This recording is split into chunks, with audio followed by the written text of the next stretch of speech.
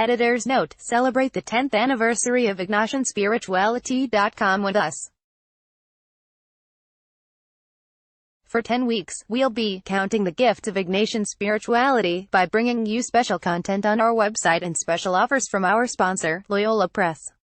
Learn more here. Every spring, I invite the freshmen to consider how they can more actively engage in their faith lives as they prepare to move into their sophomore year. I wait until spring, because that is when they are just starting to settle in and find their niches. After all, most of freshman year is about exploring possibilities for involvement. I know it was for me. In just that one school year, in fact, I tried soccer, theater, piano, student council, and more. It was not until my freshman year was almost over that I discovered where I truly belonged.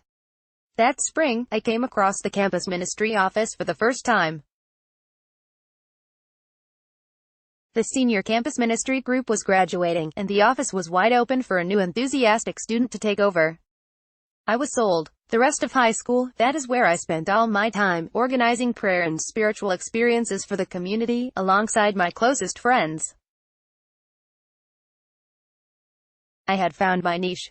The struggle to discover who we are and what we are meant to do, however, is a lifelong struggle. And having an adequate vocabulary to help us through the twists and turns in the journey is key. Ignatian Discernment gave me that vocabulary that helped me get to where I am today, back in a campus ministry office 15 years, and a few career choices after that first day. How did I know this was where I was supposed to be? I embraced the tools of Ignatian Discernment. How could I not embrace them? After all, Ignatian Discernment 1.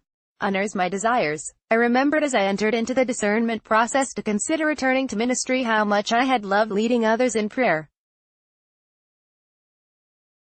I remembered how inspired I was when I organized a Stations of the Cross experience for the school I helped set up for Mass. I realized how much I missed it too.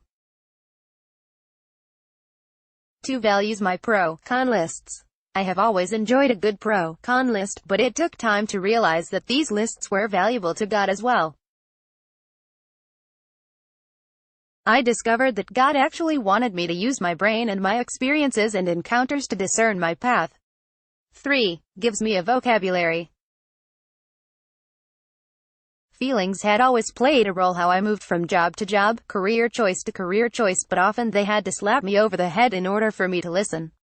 I often had to be brought to my knees in front of the cross before I realized the movements of desolation inside of me. Knowing now what desolation and consolation are and what they feel like has increased my attentiveness to them on a more consistent basis. 4. Directs my prayer.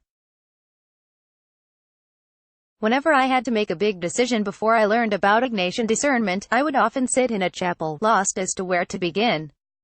Tools like the Examine began to direct my prayer in the times when decisions, big or small, weighed on me. 5. Centers me on my true goal.